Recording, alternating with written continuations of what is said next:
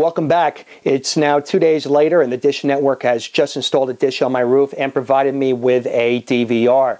The Logitech Revue companion box is compatible with any cable service provider, including Verizon Fios.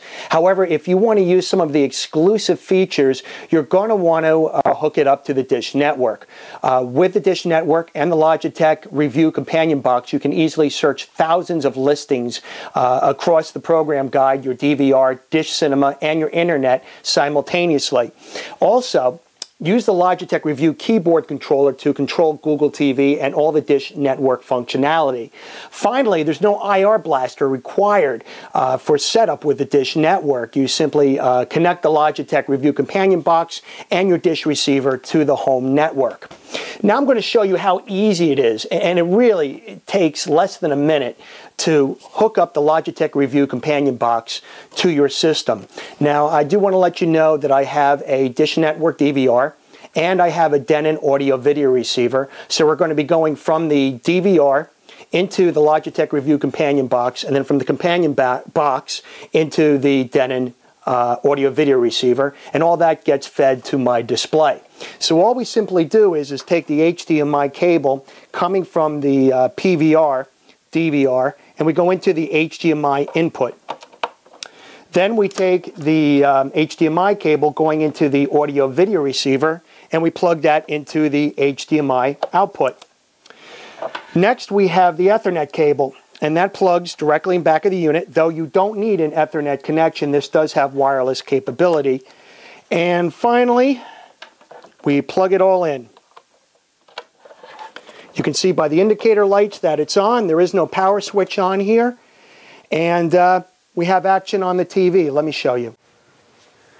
Okay, now I'm going to show you how easy it is to set up your Logitech Revue controller box, and this is actually the second time that I've done this. I wanted to familiarize myself with this process first, and after I did set it up, I reset the Logitech so we could start from the beginning. So after you hook up all your cables from the control box to your components, and you turn on your display, this is the first screen that you're going to hit. And what the screen is asking you to do is to just simply turn on your keyboard. There's a small switch at the top of the keyboard that you slide to the on position, and after you slide it to the on position, you hit the OK button. And this gives you some brief instructions on how to use your controller.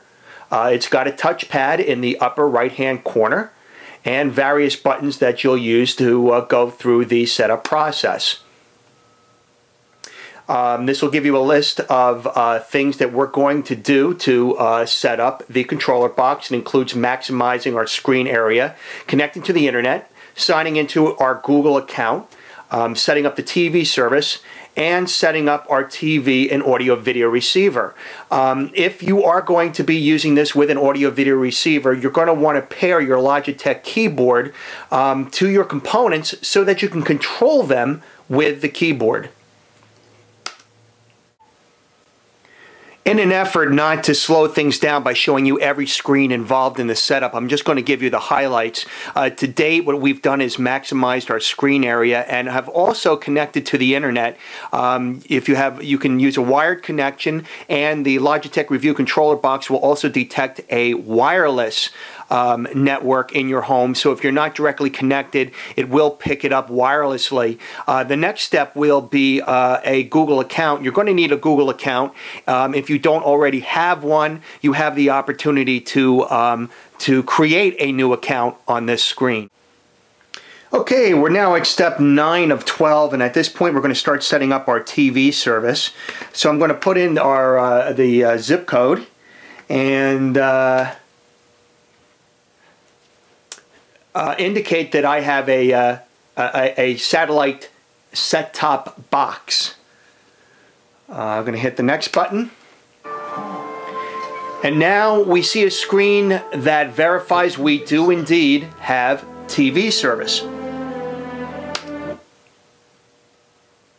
It's asking if the Google TV has detected the Dish DVR, and it's asking if this is our TV source, and indeed it is our TV source.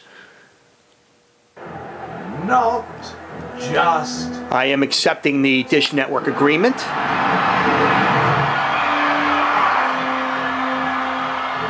And now the Dish Network is asking for a confirmation code, which I will enter into the confirmation code box.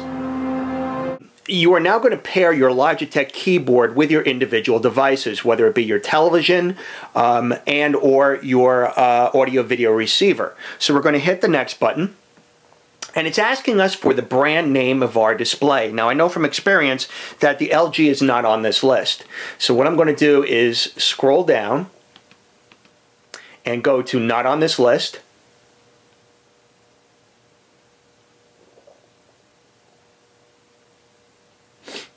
And it's going to ask me to enter the brand name of my display.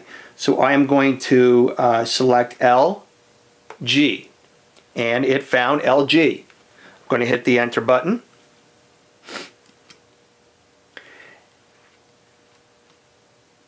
And it's going to ask me to type the model number. My model number is the 60PX950.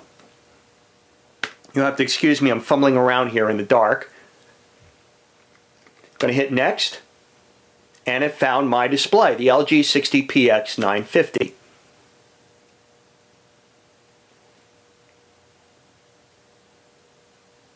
It's going to ask me my output.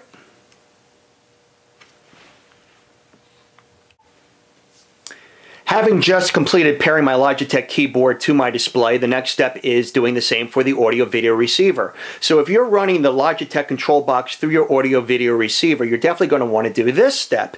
Let me select the next button. And it's asking me in the same way that we did the display, it's asking me for the brand name of my audio-video receiver. It is a Denon. And I'm going to type in the model number. It's a 3311 CI. And it has found my Denon 3311 CI. Okay, we're at the last step of the setup process, and it's telling us that we can now use our Logitech Revue controller to turn my audio receiver on or off and switch my audio video receiver input to the Revue box, as well as controlling the volume. I'm going to hit the next button. It's telling me that my setup is complete. And we have this cool introduction video from Logitech Revue.